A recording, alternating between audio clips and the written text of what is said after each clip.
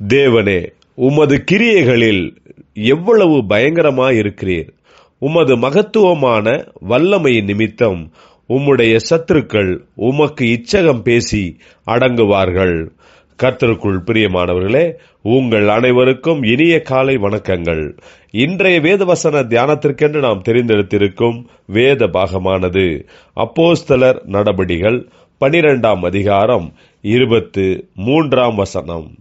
அவன் தேவனுக்கு மகிமையை செலுத்தாதபடியினால் உடனே கர்த்தருடைய தூதன் அவனை அடித்தான். அவன் புழுபுழுத்து இறந்தான். பிரியமானவர்களே, இன்றைய வேத தியானத்தின் தலைப்பு தேவன் ஒருவருக்கு மாத்திரமே மகிமையை செலுத்துவோம் என்பதே. ஏரோது ராஜா இயேசுவின் அப்போஸ்தலர்களில் ஒருவரான யாக்கோபுவை கொன்றான் மற்றும் பேதுருவை சிறையிலே அடைத்தான். ஆனால் தேவதூதன் மிகவும் அற்புதமாக பேதுருவை சிறையிலிருந்து விடுவித்து வெளியே கொண்டு வந்தான்.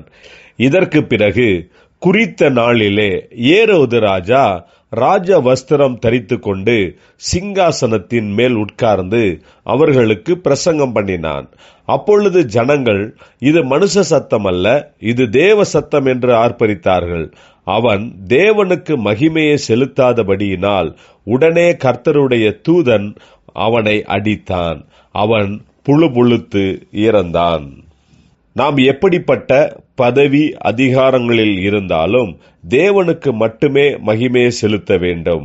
நாம் எப்படிப்பட்ட அதிகாரத்தில் இருந்தாலும் தேவனுக்கு சமமானவர்கள் கிடையாது.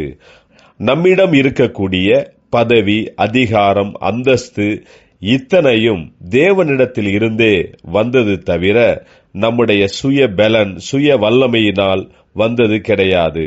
நம்மிடத்தில் இருக்கும் அனைத்துமே தேவனுடைய கிருபையில்தான் கிடைத்திருக்கிறது. எந்த விதத்திலும் தேவனுடைய மகிமையை நமக்கென்று எடுத்துக்கொள்ளக்கூடாது. எல்லா இடங்களிலும், எல்லா நேரங்களிலும், எல்லா விதத்திலும் நாம் தேவனுக்கு மட்டுமே மகிமையை செலுத்துகிறவர்களாக இருப்போமாக. ஜெபிப்போம். ஜீவனுள்ள தேவனே, உம்முடைய சமூகத்தில் எங்களை தாழ்த்துகிறோம். நாங்கள் எப்போதும் துதிகன மகிமையை ஒருவருக்கே செலுத்துகிறோம். உம்முடைய கிருபையினால் நீர் எங்களை ஆசீர்வதியும். இயேசு கிறிஸ்துவின் நாமத்தில் ஜெபிக்கிறோம் நல்ல பிதாவே. ஆமேன்.